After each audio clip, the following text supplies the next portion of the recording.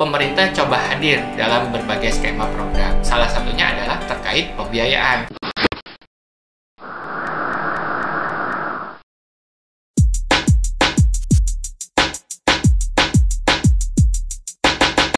Halo Mitra Perbendaharaan, selamat datang di podcast Kanwil DJPB Provinsi Lampung. Basing, bincang asik, informasi penting bersama saya Romadona Puspitasari. Tabik pun. Gimana nih kabarnya Mitra Perbendaharaan semua? Semoga selalu sehat dan tetap semangat ya. Di episode perdana kali ini kita akan membahas mengenai pembiayaan UMI. Apa sih UMI ini? Nah, untuk lebih jelasnya kita telah mengundang dua narasumber yang expert di bidangnya. Siapa saja? Ada yang pertama ada Bang Edwin. Halo Mitra Perbendaharaan. Dari Kanwil DJPB Provinsi Lampung. Terima Kemudian ada juga Ibu Sri dari PT PNM. Halo, salam kenal. Saya Musrifatun dari PT PNM. Terima kasih sudah diundang hari ini ya, Mbak. Apa kabar, Bu? Alhamdulillah sehat. Sehat ya, alhamdulillah. Oke, langsung saja agar tidak berpanjang lebar, langsung saja kita kupas tentang apa itu UMI. Mungkin yang pertama dari ke Bang Edwin dulu ya. Jadi Bang Edwin, apa sih sebenarnya ini UMI ini? Baik, terima kasih Mbak Dede. Mitra Perbendaharaan sekalian, sebelum saya ngomongin UMI, saya ingin ngomong dulu nih terkait UMKM. Jadi, menurut survei yang dilakukan Kementerian Koperasi dan UMKM pada tahun 2020, itu porsi PDB kita itu 60%-nya dari UMKM. Jadi sungguh besar ya. Dan kalau dilihat dari sisi tenaga kerja itu 90%-nya juga dari UMKM. Jadi sangat penting nih peranan porsi UMKM dalam roda perekonomian Indonesia. Untuk itu pemerintah coba hadir dalam berbagai skema program. Salah satunya adalah terkait pembiayaan, karena katanya di lapangan itu masih ada usaha-usaha yang mau naik kelas atau baru merintis usaha itu memiliki kesulitan dalam hal pembiayaan. Jadi pemerintah buat dua skema program kredit program, yaitu KUR dan UMI. Apa bedanya? Kalau yang KUR itu terkait nanti pembiayaannya melalui perbankan, sedangkan UMI itu melalui lembaga keuangan non perbankan. Nah, ini kita juga ada hadir nih salah satu dari penyalur UMI itu tadi, seperti itu. Jadi UMI itu memang dikhususkan untuk usaha-usaha yang mikro atau yang baru mau mulai gitu ya. Jadi buat mitra perbendaharaan yang memang mau memulai usaha terus juga masih agak bingung nih pembiayaan dari mana. Nah, boleh nih nanti mendaftar di lewat skema pembiayaan UMI itu tadi. Berarti kalau UMI ini bisa nanti ke dari Ibu ya, dari PT PNM. Betul sekali. Iya. Jadi boleh Bu bisa diceritakan PT PNM itu apa Bu ya Bu ya? Iya, seperti tadi yang dijelaskan sama Bang Edwin ya. Jadi PT PNM itu kan Permodalan Nasional Madani, lembaga keuangan non bank yang ditugaskan oleh pemerintah untuk menyalurkan dana-dana dari pemerintah langsung ke debitur atau langsung ke bawah langsung nih Mbak gitu. Terlebih dengan tadi sudah disampaikan bahwa kita UMI bukan KUR ya tadi ya. Kalau KUR kan di perbankan. Jadi kalau PNM itu lebih langsung ke nasabah yang masyarakat yang memang tidak tersentuh oleh bank gitu. Jadi untuk di Indonesia sendiri sudah ada di 34 provinsi itu PT PNM. Sudah jadi di 34 provinsi. Iya. Semuanya itu semuanya sudah ada di setiap kecamatan gitu. Jadi kalau bahasanya kami di setiap gang ada. Oh iya. Kalau untuk Lampung sendiri? Kalau untuk Lampung sendiri, Lampung sendiri ada 150 ditambah dengan Bengkulu karena wilayah kerja kita kan Lampung Bengkulu. Oh iya. Jadi ada 174 unit. 174 unit. Iya, jadi per hari ini itu sudah ada 660 ribu debitur di Lampung. Di Lampung Bengkulu. Iya, dengan total outstandingnya ada 1,8 triliun. 1,8 triliun, banyak juga ya. Luar biasa sekali. Itu karyawannya ada 1.500. Ya, pendampingannya karena kan itu nggak boleh dibiarkan sendiri, harus didampingi. Iya. Kemudian untuk bisa menjadi debitur UMI ini persyaratannya atau prosesnya itu bagaimana ya? Oke, saya mau jelasin persyaratannya dulu ya, karena dari persyaratan tuh baru lari ke proses, betul ya. Proses, iya. Jadi kalau untuk persyaratannya karena Umi, jadi pertama itu harus perempuan. Harus perempuan. Iya, harus perempuan. Iya. Jadi kalau untuk PNM Mekar ini dia tuh memberikan pembiayaan khusus untuk ibu-ibu prasejahtera yang ekonominya menengah ke bawah. Jadi yang pertama tuh harus perempuan dulu, baru yang kedua punya KTP gitu. Jadi kenapa KTP di nomor 2 kan gitu? Kenapa nggak di nomor 1? Ya kalau punya KTP tapi dia bukan ibu-ibu kan nggak bisa juga. Nggak bisa disebut Umi. Iya, jadinya Abi gitu ya. Ya, jadi harus perempuan kemudian punya KTP.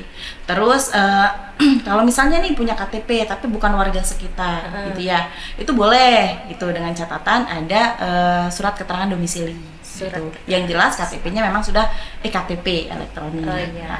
Kemudian syarat berikutnya itu boleh punya usaha atau baru mau mulai usaha.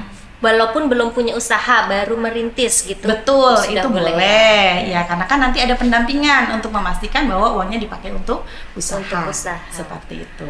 Gitu. Berarti itu tadi ada pendampingan. Itu termasuk program-programnya ya, Bu? Iya, jadi nah kan setelah dapat syarat tadi kan kita ke proses dulu nih. Nah, jadi petugas kami ini tugasnya selain untuk merekrut si masyarakat untuk menjadi debitur, itu kan juga tugasnya pendampingan gitu kan. Jadi ada prosesnya pada saat pertama kali calon nasabah ini mau jadi debitur gitu kan, kita harus survei dulu.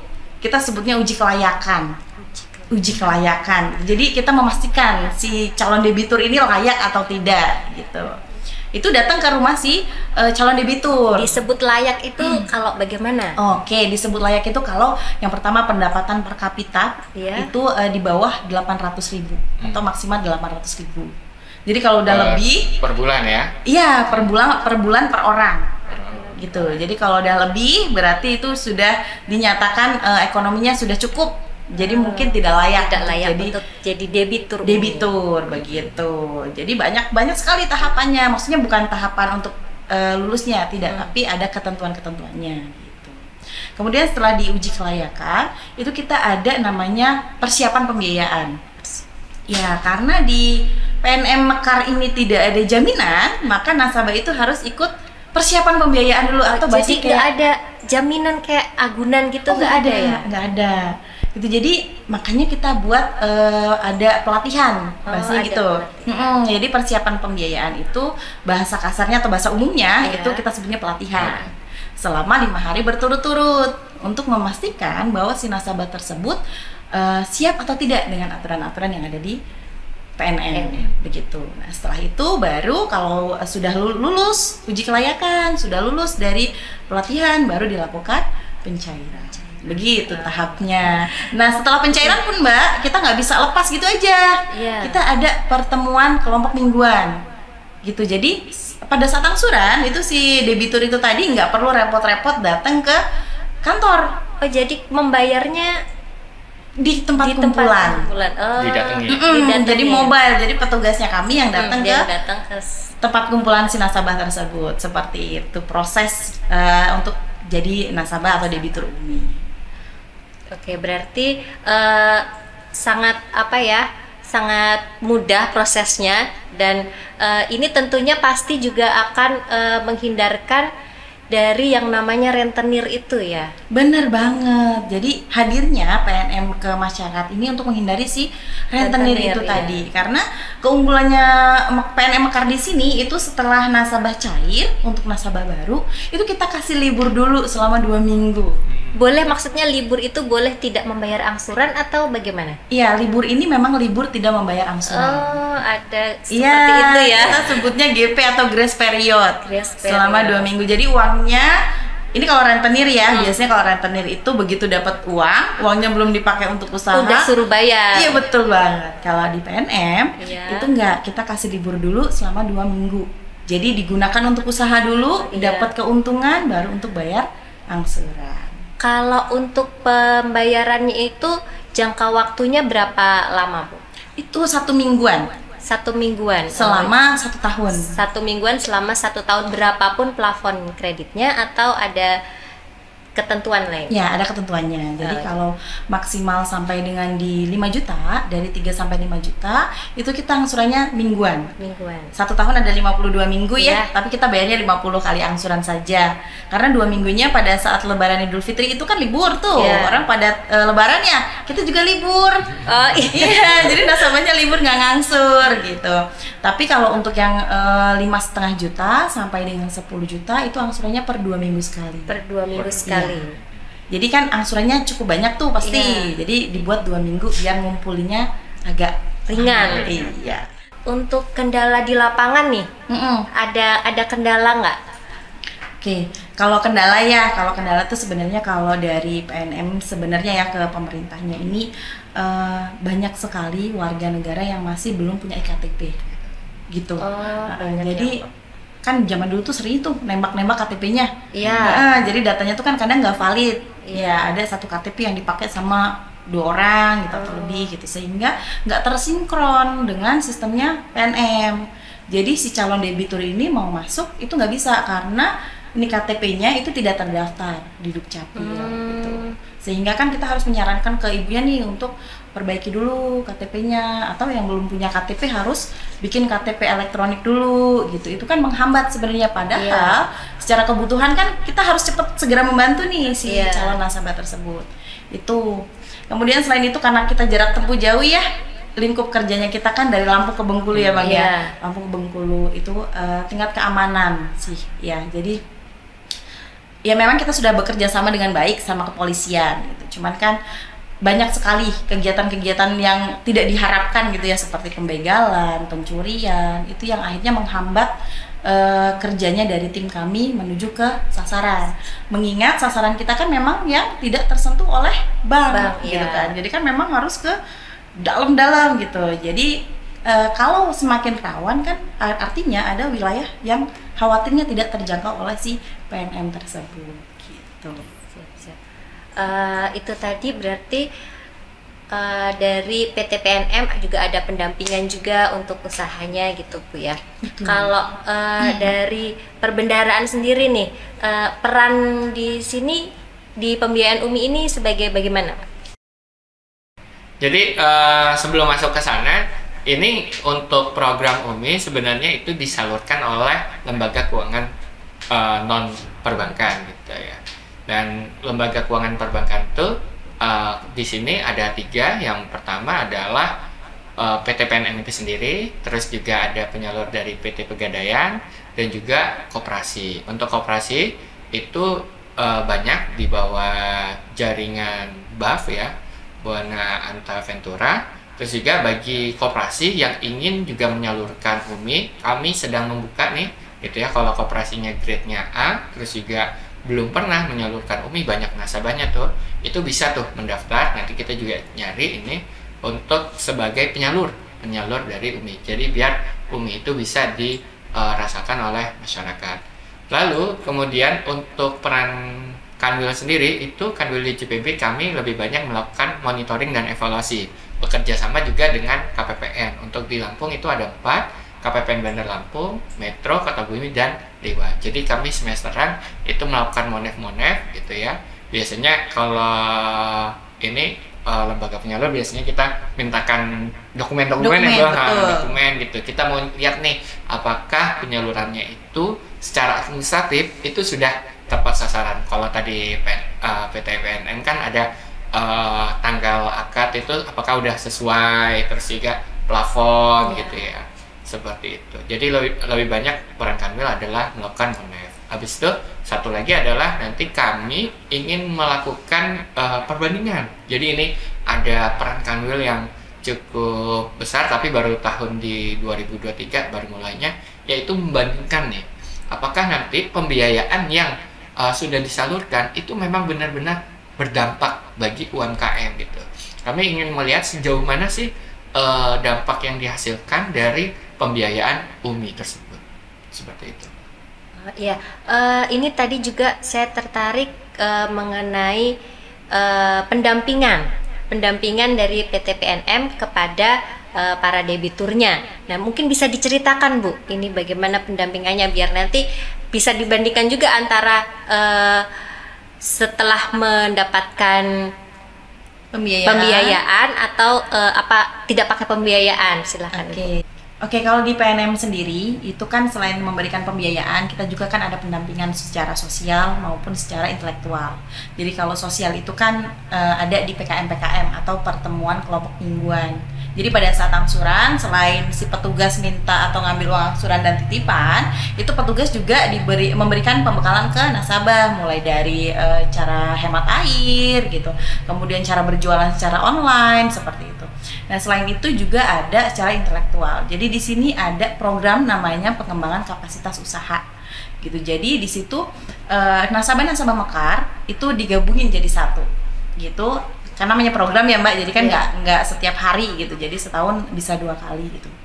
Jadi di sini nasabah itu diajarin mengelola si usahanya si nasabah. Kita sebutnya TUMN, Temu Nasabah Usaha Mekar gitu. Jadi yang usahanya biasanya sejenis gitu, misalnya pengolahan kerupuk gitu, dijadikan satu gitu untuk mereka tuh kolaborasi dengan si nasabah yang lain gitu. Jadi di PKU ini dikasih pelatihan, seperti contohnya kemarin kita membuatkan izin usaha untuk nasabah NIB gitu ya. Nah, jadi kalau NIB itu kan apalagi kita ranahnya ekonomi menengah ke bawah. Jadi pastinya usaha nasabah itu kan nggak punya izin ya. Jadi PNM itu memfasilitasi untuk pembuatan NIB secara gratis. Kemudian karena PNM ini bekerja sama sudah holding dengan BRI dan Pegadaian tadi sudah disebutkan ya, ada Pegadaian itu saudara kami juga gitu ya. Jadi di sini BRI memberikan fasilitas untuk seluruh nasabah Mekar dibuatkan rekening UMI juga namanya ya, namanya mikro ya. Jadi rekening tersebut itu rekening tabungan gitu. Jadi saldonya itu Rp0. Saldo Rp0 bisa. Iya, jadi dibuatkannya itu tanpa setoran awal. Iya, tanpa setoran awal. Jadi tidak ada dana mengendap di situ. Itu keistimewaannya kalau jadi nasabah di PNM. Iya, jadi selain itu juga kan tadi sudah holding juga dengan Pegadaian ya. Ya, jadi di Pegadaian itu kan identik dengan emas gitu ya. Jadi nasabah juga itu bisa dibuatkan tabungan emas.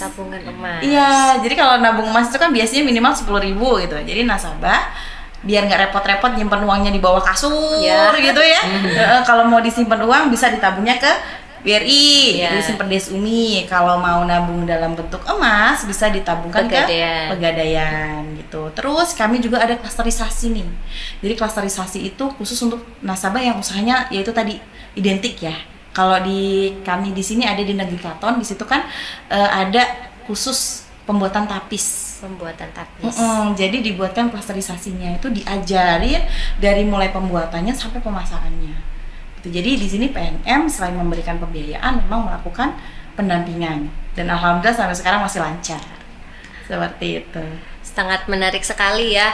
Kemudian untuk harapan dari PT PNM sendiri dengan program UMI ini bagaimana? Ya, harapan kami ya UMI ini kan memang menyalurkan nasabah yang tidak terdampak bank ya, tidak tersentuh. Iya, sentuhan-sentuhan gitu ya, tidak tersentuh oleh bank gitu ya. Jadi harapannya semakin support lagi gitu, karena kan yang tadinya ultra mikro harapannya udah nggak ultra lagi, usahanya naik kelas. Iya, naik kelas jadi mikro gitu ya, sehingga nanti mendukung ekonomi negara kita ya. Jadi biar lebih maju lagi gitu. Jadi penyalurannya biar lebih merata lagi seperti itu. Kembali ke Bang Edwin nih. Sekarang kalau dari Kanwil Perbendaharaan sendiri harapan untuk program UMI ini bagaimana? Oke, baik Mbak Dede. Tadi kan kalau kita lihat dari penjelasan Bu Sri itu kayak paket komplit gitu ya. Artinya bukan hanya kita coba untuk menyalurkan pembiayaan, tapi kita juga ada pendampingan nih yang diharapkan tadi. Misalnya usahanya naik kelas gitu ya. Bahkan kalau udah naik kelas, kalau khususnya yang di PNM tadi kan karena sudah holding dari UMI nanti dia naik jadi kur gitu, seperti itu misalnya. Artinya ada peningkatan di sana. Habis itu dari sisi literasi keuangan gitu ya, yang awalnya tadi mungkin belum tersentuh dengan bank, kalau memang nanti udah naik kan artinya bisa tuh tersentuh dengan bank. Bahkan tadi kalau nggak salah ada pertemuan rutin mingguan ya kalau di PNM itu pun kayak diajarkan gini loh, tata cara pembukuan sederhana. Misalnya kalau kita sehari-hari nih, kita mitra perbendaharaan itu kan ya, kalau yang bagus ya kita catat tuh berapa pemasukan, pengeluaran, berarti sisanya itu hasilnya profit apa keuntungan, mana nih nanti porsi yang bisa kita anuin untuk tabungan atau cicilan. Artinya mindset yang dibangun dengan adanya program UMI itu juga sangat bagus gitu. Jadi tidak hanya untuk pembiayaan tapi juga untuk keberlanjutan terkait tingkat literasi keuangan masyarakat pada umumnya, seperti itu.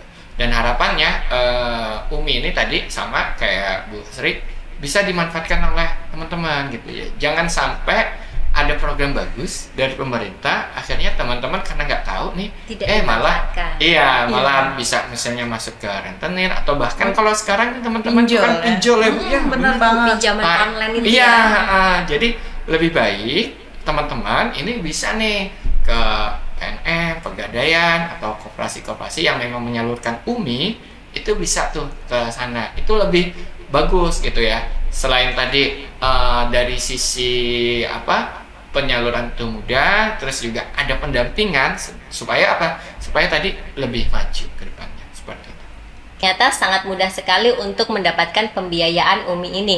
Cukup memiliki KTP dan semangat untuk terus mengembangkan usahanya. Baik mitra perbendaharaan, demikian podcast kita pada episode kali ini. Terima kasih kepada para narasumber yang telah bersedia untuk bergabung dan memberikan ilmunya. Juga untuk mitra perbendaharaan semua yang telah bergabung dalam podcast Basing ini. Saya Romadona Puspitasari, mohon undur diri. Sampai jumpa di episode selanjutnya. Tetap di podcast Basing. Bincang asik, informasi penting.